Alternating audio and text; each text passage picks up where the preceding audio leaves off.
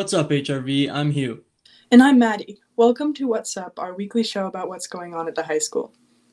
If you ever worry about coming up with a plan for college, you're not alone. Kaylin decided to do something about that anxiety.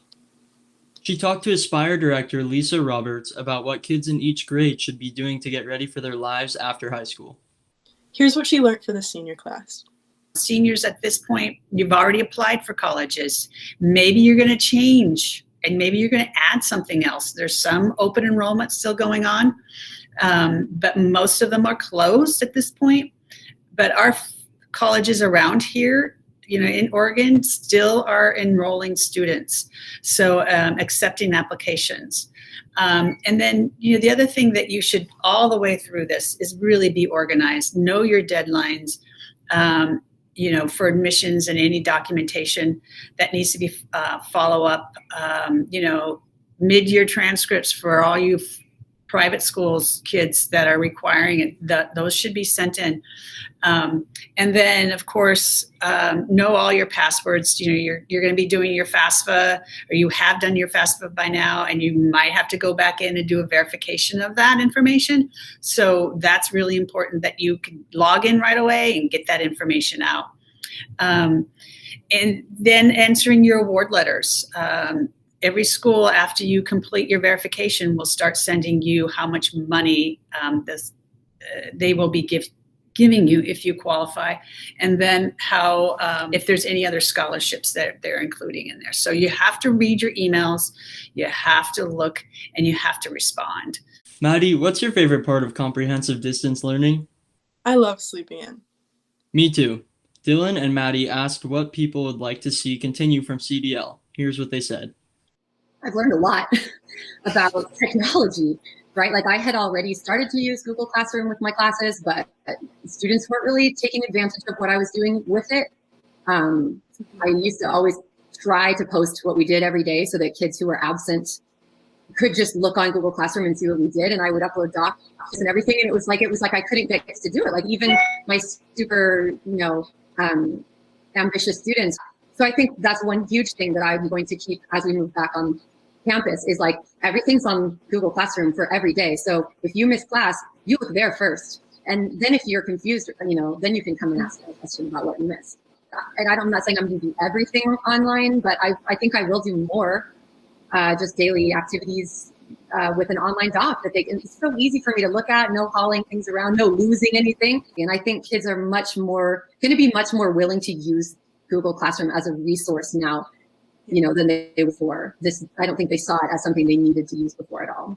I think the most difficult thing is I feel like kids don't get a chance to say things to me as like they usually do in my class, right? Like, they're used to getting a chance to respond and to try to respond in Spanish and to interact with me in that way. And so I miss that a lot. It's so awkward waiting for someone to turn on their microphone and maybe they didn't hear me and maybe their microphone's not working, or just those kinds of things have been really hard. So I feel bad.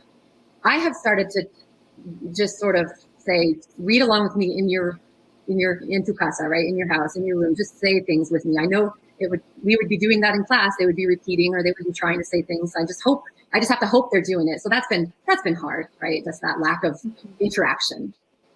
Not looking forward to teaching in a mask. I'm going to be honest. Like, when I'm teaching, I kind of go full bore. Like, I am just going and talking. And I sometimes run out of breath normally in my classes. I'll be like, hold on, I got to catch my breath. And I don't know how I'm going to teach with this thing covering my face.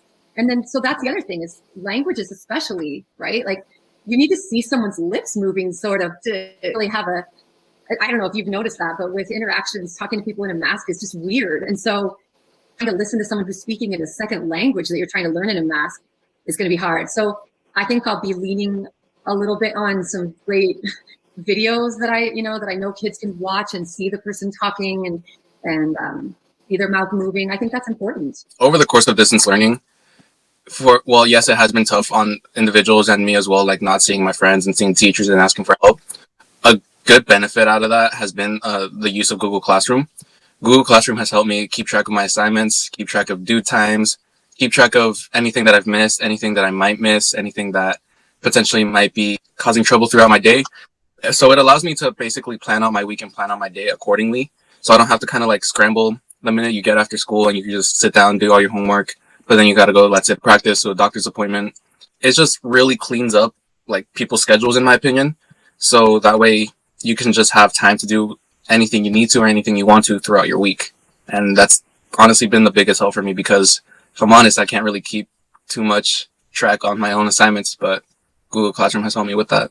I think the best part about distance learning so far has been the late start. I think waking up at 6 or 7 or 8 has been kind of damaging to the mental health of many of our students. And a pretty common response to that would be, well, high schoolers should just go to sleep earlier. But I think that many of us are a little naturally inclined to not do that, to stay up a little late. And telling high schoolers what to do is not always conducive to them following directions. So I think it would be a more responsible adjustment to just keep the 11:30 start time. Because as a culture in America, we sort of raise everyone to think that working 24/7 is the only way you can be a responsible, productive human.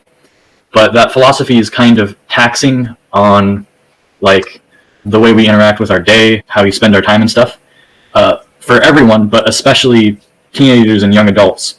The CDC says that kids from 13 to 18 should be getting at least 8 to 10 hours of sleep every day. And I don't think that the previous schedule made room for that sort of requirement.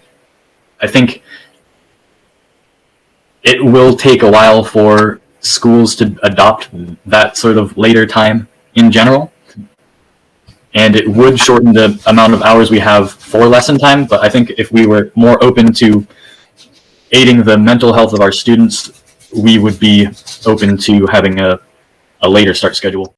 That's our show for the week. Thanks for watching.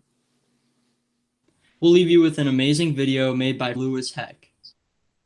He spent his quarantine perfecting trick shots with ping pong balls and building Rube Goldberg machines. Come back next week and we'll tell you what's up. up? Nice, we finally got it.